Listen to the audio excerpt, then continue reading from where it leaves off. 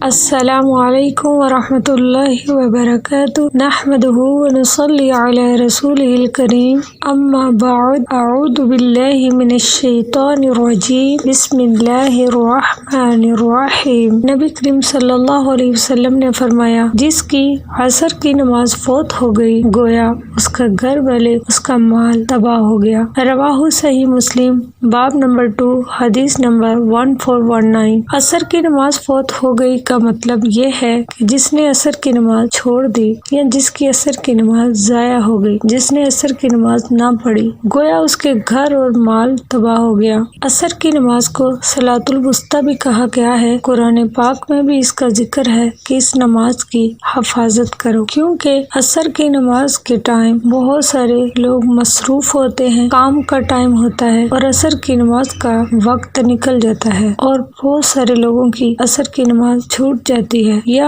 عصر کی نماز کو بہت لیٹ پڑھتے ہیں کاموں میں مصروف ہونے کی وجہ سے، یا بہت سارے لوگ کاموں میں مصروف ہونے کی وجہ سے عصر کی نماز کو لیٹ پڑھتے ہیں۔ تو اس حدیث سے ہمیں یہی پتہ چلتا ہے کہ جس نے عصر کی نماز چھوڑ دی گویا اس کے گھر والے اور اس کا مال تباہ ہو گیا۔ تو سوچئے، جس کے گھر والے اور مال ہی تباہ ہو گیا تو باقی اس کا کیا بچے گا؟ اللہ تعالی ہم سب کو نمازوں کی حفاظت کرنے کی توفیق عطا فرمائے، آمین ثم آمین۔